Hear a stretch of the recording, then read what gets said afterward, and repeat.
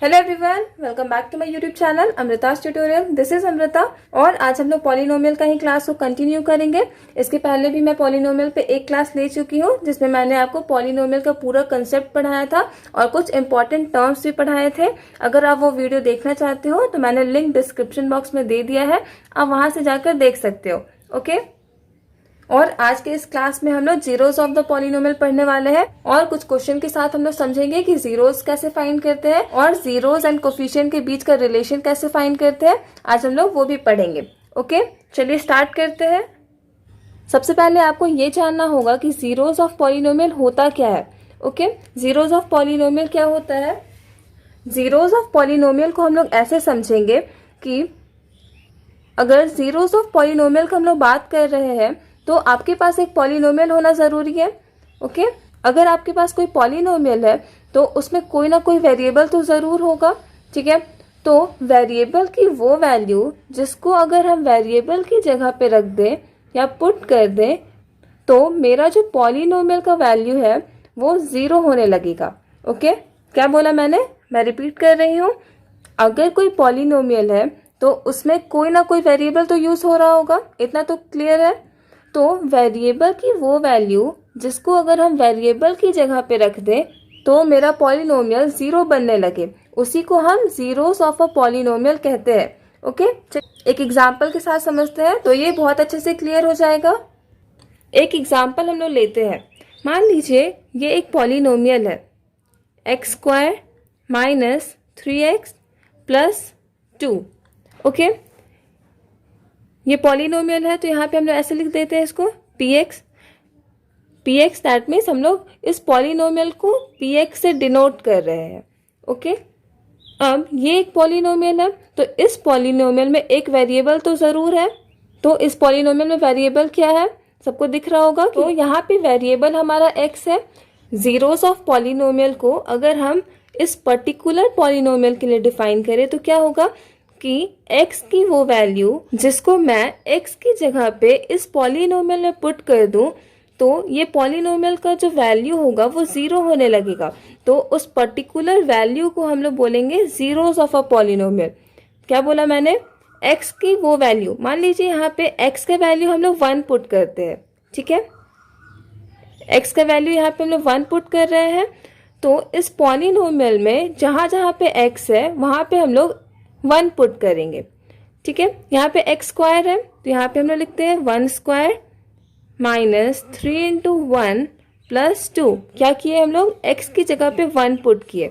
अब 1 का स्क्वायर तो 1 होगा, माइनस 3 1 ज़ा 3 प्लस 2। तो वैल्यू क्या हो जाएगा इसका, 0। कैसे होगा, 2 + 1 3 माइनस 3 इज इक्वल्स टू 0। ये पॉलिनोमियल का वैल्यू क्या आ गया, 0। तो मैंने क्या बताया था कि x की ऐसी वैल्यू जिसको हम पॉलिनोमियल में x की जगह पुट करें और अगर हमारा पॉलिनोमियल 0 आ जाता है तो ये जो पर्टिकुलर वैल्यू है उसको हम लोग बोलेंगे zeros of a polynomial. Okay, एक और वैल्यू पुट करते हैं। अगर यहाँ पे हम x की जगह पे 2 पुट करते हैं, ओके, तो ये क्या हो जाएगा, 2 का square minus 3 into 2 plus 2। X की जगह पे 2 पुट किए हैं तो यहाँ पे क्या होगा, 2 का स्क्वायर दैट मीन्स 4 माइनस 3 2 ज़ा 6 प्लस 2। यहाँ पे 4 प्लस 2 हो जाएगा 6 माइनस 6 दैट इज 0। तो इस पॉलिनोमियल का एक और 0 हम लोग को मिल गया, वो क्या है, 2। ठीक है, यहाँ पे जब हम लोग 2 को पुट किए तो हमारा पॉलिनोमियल क्या हो गया, 0। दैट मीन्स इस पॉलिनोमियल का 2 0 है। पहला तो एक 1 है एंड दूसरा हमारा 2 है। अगर आप कोई दूसरा वैल्यू रखोगे, जैसे मान लो आप 3 रखते हो, तो उस केस में क्या होगा कि हमारा जो पॉलिनोमियल का वैल्यू है वो 0 नहीं होगा। क्यों नहीं होगा, क्योंकि ये एक क्वाड्रेटिक पॉलिनोमियल है। इस पॉलिनोमियल का जो हाईएस्ट डिग्री है वो 2 है। ओके, दैट मीन्स ये क्वाड्रेटिक पॉलिनोमियल है तो जो हमारा पॉलिनोमियल है इसका बस 2 ही 0 हो सकता है, 2 से ज्यादा 0 नहीं होगा। ओके, सो आई थिंक आपको ये भी समझ में आ गया होगा कि किसी पॉलिनोमियल का कितना 0 हो सकता है। उस पॉलिनोमियल का हाईएस्ट डिग्री जितना होगा उतना ही हम लोग का जीरोस ऑफ अ पॉलिनोमियल भी होगा। इस पॉलिनोमियल में हाईएस्ट डिग्री हमारा 2 है तो इसका मैक्सिमम कितना जीरोस होगा, बस 2 ही जीरो हो सकता है। ओके, चलिए एक और एग्जांपल लेते हैं। मान लीजिए एक पॉलिनोमियल हमारा ये है, G Y is equals to Y cube minus 6y square plus 11y minus 6। Okay, G Y, इसमें कंफ्यूज नहीं होना है, ये बस एक पॉलिनोमियल को डिनोट कर रहा है। ओके, तो इस पॉलिनोमियल में आपको दिख रहा होगा कि एक वेरिएबल है, ठीक है, इसका वेरिएबल क्या है, y। So zeros of a polynomial के अकॉर्डिंग क्या होगा कि y की वो वैल्यू हम लोग इस पॉलिनोमियल में y की जगह पुट कर दे तो ये पॉलिनोमियल का जो वैल्यू होगा अगर जीरो होने लगे तो उस पर्टिकुलर वैल्यू को हम लोग जीरोस ऑफ अ पॉलिनोमियल बोलते हैं। इसका क्या मतलब, अगर इस पर्टिकुलर पॉलिनोमियल में y की जगह अगर हम लोग 1 पुट करते हैं और इस पॉलिनोमियल का वैल्यू 0 होने लगे तो वो जो 1 होगा वो हमारा जीरोस ऑफ अ पॉलिनोमियल होगा। चलिए यहाँ पे हम लोग पुट करके देखते हैं। y की जगह पे हम लोग 1 पुट कर रहे हैं, तो यहाँ पे 1 पुट करेंगे तो 1 का क्यूब माइनस 6 इंटू 1 का square plus 11 into 1 minus 6। Okay, तो 1 का क्यूब होता है 1 minus 6 plus 11 minus 6। Okay, 11 plus 1 12 minus minus plus and 6 plus 6 12, तो यहाँ पे हो गया 12 माइनस 12 दैट इज 0। यहाँ पे पॉलिनोमियल का वैल्यू क्या हो गया, 0। दैट मीन्स ये जो 1 है वो हमारा इस पॉलिनोमियल का 0 है। ओके, चलिए दूसरा वैल्यू पुट करते हैं। यहाँ पे हम लोग 2 पुट करके देखते हैं, g2। ओके, तो अगर 2 पुट करेंगे तो क्या होगा, 2 का क्यूब माइनस 6 इंटू 2 का स्क्वायर प्लस 11 इंटू 2 माइनस 6। 2 का क्यूब होता है 8 माइनस 6 इंटू 2 का स्क्वायर 4 प्लस 12 2 ज़ा 22 माइनस 6। 8 माइनस 6 4 ज़ा 24 प्लस 22 माइनस 6। ओके, यहाँ से हो जाएगा 8 minus 6 2 and minus 2 that means 0। फिर से पॉलिनोमियल का वैल्यू 0 आ गया। इस पॉलिनोमियल का वैल्यू 0 आ गया जब हम लोग वैल्यू 2 पुट किए, तो क्या हो गया, इस पॉलिनोमियल का एक और 0 हम लोग को मिल गया, वो क्या है 2। ओके, जब हम लोग 1 पुट किए तो भी पॉलिनोमियल का वैल्यू 0 हो गया, यहाँ पे 2 भी पुट किए तो भी पॉलिनोमियल का वैल्यू 0 हो गया। तो अभी तक हम लोग को इस पॉलिनोमियल का 2 0 मिल चुका है। क्या क्या मिल चुका है, एक तो 1 मिल चुका है और दूसरा 2। चलिए एक और वैल्यू पुट करते हैं, 3 पुट करते हैं। ओके, अगर हम यहाँ पे 3 पुट करते हैं, g3, तो 3 का क्यूब माइनस 6 इंटू 3 का स्क्वायर प्लस 11 इंटू 3 माइनस 6। 3 का क्यूब होता है 27 माइनस 6 इंटू 3 का स्क्वायर होता है 9 plus 11 into 3 that means 33 minus 6। 27 minus 9 6 54 plus 33 minus 6। यहाँ पे 33 प्लस 27 करते हैं 60 माइनस 54 माइनस 60, यहाँ पे होगा 60, ये माइनस माइनस प्लस एंड यहाँ पे ये भी 60 हो जाएगा, देन द वैल्यू इज 0। यहाँ पे भी वैल्यू 0 आ गया, तो 3 भी हमारा इस पॉलिनोमियल का 0 है। तो यहाँ पे हम लोग को 3 0 मिल गया इस पॉलिनोमियल का, पहला 1, दूसरा 2 एंड तीसरा 3। तो हम लोग बोल सकते हैं कि इस पर्टिकुलर पॉलिनोमियल का हमारा 3 0 मिला, पहला 1, दूसरा 2 एंड तीसरा 3। और क्या बोल सकते हैं कि इस पॉलिनोमियल का और कोई 0 नहीं होगा। क्यों नहीं होगा, इसका बस मैक्सिमम 3 ही 0 हो सकता है, क्योंकि अभी जस्ट मैंने आपको बताया था कि पॉलिनोमियल का जितना हाईएस्ट डिग्री होता है उतना ही जीरोस होता है। तो इस पॉलिनोमियल का हाईएस्ट डिग्री क्या है 3, तो इसका जीरोस कितना होगा 3। इससे ज्यादा हम लोग का 0 नहीं हो सकता है। आई थिंक आप लोग को ये डाउट नहीं होगा कि किसी भी पॉलिनोमियल का कितना 0 होगा वो कैसे डिटरमाइन करेंगे, वो आपको समझ में आ गया होगा। जिस पॉलिनोमियल का जितना हाईएस्ट डिग्री है उतना ही जीरोस होगा। ओके, जैसे कि फर्स्ट क्वेश्चन में हम लोग देखे थे, यहाँ पे इस पॉलिनोमियल का हाईएस्ट डिग्री 2 था, तो इसका हम लोग को 2 0 मिला। ओके, एंड इस पॉलिनोमियल में हमारा हाईएस्ट डिग्री 3 है, तो यहाँ पे हमारा 3 जीरोस होगा। ओके, आई थिंक आपको जीरोस ऑफ अ पॉलिनोमियल अच्छे से क्लियर होगा। एक बार फिर से क्विक रिवाइज करते हैं। जीरोस ऑफ अ पॉलिनोमियल क्या होता है? जीरोस ऑफ अ पॉलिनोमियल के लिए आपके पास एक पॉलिनोमियल होना तो बहुत जरूरी है। ओके, अगर आपके पास एक पॉलिनोमियल होगा तो उसमें एक वेरिएबल तो जरूर होगा। ठीक है, तो वेरिएबल की वो वैल्यू जिसको अगर हम पॉलिनोमियल में वेरिएबल की जगह पुट कर दें, ठीक है, तो हमारा जो पॉलिनोमियल होगा वो हमारा 0 हो जाएगा। तो वो जो पर्टिकुलर वैल्यू है जिसको हम लोग पुट कर रहे हैं वो हमारा जीरोस ऑफ पॉलिनोमियल कहलाता है। ओके, ये आपको अच्छे से क्लियर होगा। अब हम लोग बहुत ही इंपॉर्टेंट टर्म पढ़ने वाले हैं। सम ऑफ जीरोस क्या होता है, प्रोडक्ट ऑफ जीरोस क्या होता है, इसको हम लोग कैसे फाइंड करते हैं, वो सब चलिए देखते हैं। ओके, तो चलिए डेफिनेशन के साथ स्टार्ट करते हैं। यहाँ पे गिवन है, if alpha and beta are zeros of a polynomial ax square plus bx plus c। ठीक है, देखिए यहाँ पे एक पॉलिनोमियल है ax square plus bx plus c। ठीक है, तो इसका जो हाईएस्ट पावर है वो क्या है? 2। अगर इसका हाईएस्ट पावर 2 है तो इसका जीरोस कितना होगा? सबको पता है कि इसका जीरोस 2 होगा। ओके, इसका बस 2 ही 0 हो सकता है, क्योंकि अभी जस्ट मैंने आपको बताया कि पॉलिनोमियल का जितना हाईएस्ट डिग्री होता है उतना ही उस पॉलिनोमियल का जीरोस होता है। ओके, ये तो क्लियर है आपके पास। तो ये एक पॉलिनोमियल गिवन है ax square plus bx plus c। तो इस पॉलिनोमियल का जो 0 होगा उसको हम लोग अल्फा एंड बीटा कंसिडर कर रहे हैं। ठीक है, यहाँ पे लिखा है, if alpha and beta are the zeros of a polynomial ax square plus bx plus c। इस पॉलिनोमियल का जो 0 है वो अल्फा एंड बीटा है। तो जब हम लोग अल्फा और बीटा को ऐड करेंगे, दैट मीन्स सम करेंगे, तो हम लोग को एक वैल्यू मिलेगा। वो जो वैल्यू होगा हमारा होगा -b/a। ओके, ये 2 0 को जब हम लोग ऐड किए, जो वैल्यू हम लोग को मिलेगा वो होगा -b/a। ओके, एंड अगर उसको हम लोग प्रोडक्ट करें, मतलब मल्टीप्लाई करें, तो हम लोग का जो वैल्यू होगा वो होगा c/a। -b/a का मतलब क्या है? ये देखिए, x का कोफिशिएंट मतलब x के साथ वाला, कोफिशिएंट का मतलब होता है के साथ वाला, मतलब यहाँ पे x के साथ क्या है? x के साथ यहाँ पे b है, दैट मीन्स b/a।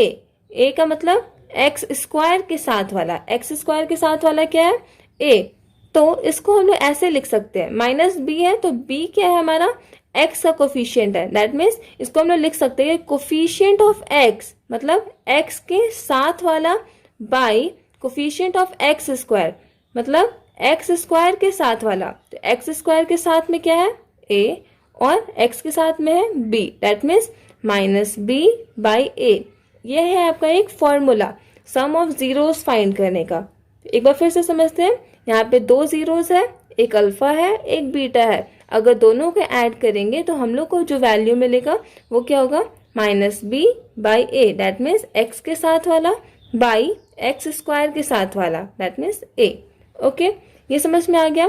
प्रोडक्ट भी समझ में आ गया कि alpha into beta, that means alpha और बीटा हमारा 2 0 है। अगर उसको हम लोग मल्टीप्लाई करेंगे तो क्या वैल्यू मिलेगा? c/a, दैट मीन्स c जो है हमारा कांस्टेंट टर्म है, constant term by coefficient of x square. Constant term है हमारा c, and coefficient of x square का मतलब है कि x स्क्वायर के साथ वाला, तो x स्क्वायर के साथ क्या है? a। तो क्या हो गया? c/a। यहाँ तक कोई कंफ्यूजन नहीं है। Alpha plus beta is equal to -b/a और alpha into beta is equal to c/a। ये बहुत ही इंपॉर्टेंट फॉर्मूला है, आप लोग इसको याद कर सकते हो, आपको क्वेश्चन सॉल्व करने में बहुत हेल्प मिलेगा। ओके, चलिए एक क्वेश्चन सॉल्व करते हैं, उससे आपका डाउट बहुत अच्छे से क्लियर हो जाएगा। यहाँ पे हमारा क्वेश्चन है, find the zeros of a polynomial 2x square plus 5x minus 12 and verify the relationship between its zero and coefficient. Zero and coefficient के बीच का रिलेशनशिप निकालना है। रिलेशनशिप मतलब sum of zeros and product of zeros, वही उसका relation होगा। तो हम लोग को सम ऑफ जीरोस निकालना है एंड प्रोडक्ट ऑफ जीरोस निकालना है। उसके पहले आपको इस इक्वेशन का जीरो मालूम होना चाहिए। ओके, यहाँ पे इक्वेशन क्या गिवन है, 2x square plus 5x minus 12। तो इसका जीरो हम लोग कैसे फाइंड करेंगे, इसको हम लोग मिडिल टर्म स्प्लिट से इसका जीरोस फाइंड करेंगे। मिडिल टर्म स्प्लिट आप लोग पहले भी पढ़ चुके हो, क्लास 8 में या फिर क्लास 9 में मिडिल टर्म स्प्लिट बहुत पहले ही पढ़ाया जाता है। तो इसको हम लोग सॉल्व करते हैं और जीरोस फाइंड करते हैं। जीरोस फाइंड करने के लिए हम लोग क्या करेंगे, सबसे पहले 12 को हम लोग 2 से मल्टीप्लाई करेंगे। ओके, जो मिडिल टर्म स्प्लिट पढ़ा होगा वो तो तुरंत कर लेगा, और जो नहीं पढ़ा होगा आपको थोड़ा सा इसका बेसिक पता होना चाहिए कि हम लोग मिडिल टर्म स्प्लिट में एग्जैक्टली क्या करते हैं। तो देखिए यहाँ पे हम लोग क्या करेंगे, 12 को 2 से मल्टीप्लाई करेंगे। 12 को 2 से मल्टीप्लाई करेंगे तो क्या हो जाएगा 24, और वो जो 24 हमारा मिला उस 24 को हम लोग ऐसे ब्रेक करेंगे कि हमारा ऐड या सब्ट्रैक्ट करने से 5 आए और मल्टीप्लाई करने से वो 24 ही रहे।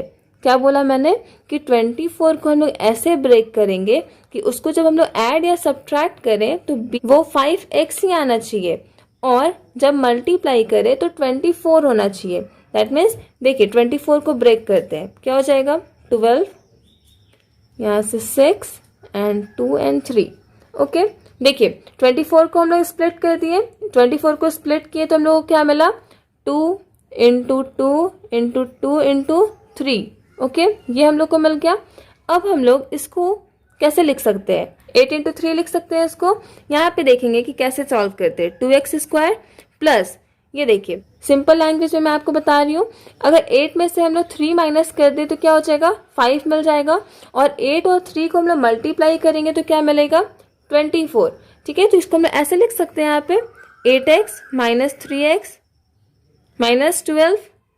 अब समझिए हम लोग यहाँ पे एग्जैक्टली क्या किए, हम लोग क्या किए 24 को ऐसे ब्रेक किए कि जब हम लोग उसको प्लस माइनस करें तो हमारा 5x मिले, और जब हम लोग इसको मल्टीप्लाई करें तो हम लोग को 24 ही मिले। इसको माइनस करके देखिए तो एक बार आपको 5x मिल रहा है, ये देखिए 8x है माइनस 3x है, इसको अगर माइनस करेंगे तो क्या 5x मिल जाएगा, और इसको जब मल्टीप्लाई करेंगे तो 8 3 ज़ा 24, हम लोग को 24 भी मिल गया। मिडिल टर्म स्प्लिट को हम लोग ऐसे ही ब्रेक करते हैं। ओके, अब तो बहुत सिंपल हो गया, इसको हम लोग यहाँ से कॉमन निकालेंगे 2x, तो यहाँ पे हो जाएगा x प्लस 4 माइनस 3 कॉमन निकालेंगे तो x प्लस 4, यहाँ पे हो जाएगा x plus 4 and 2x minus 3।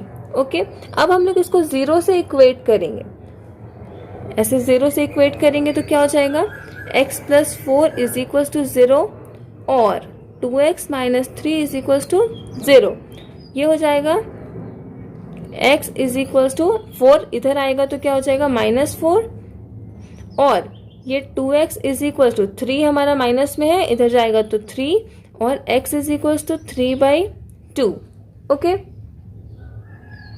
अब हम लोग यहाँ पे देखेंगे कि x का हम लोग को दो वैल्यू मिला, एक मिला -4 और एक मिला 3/2।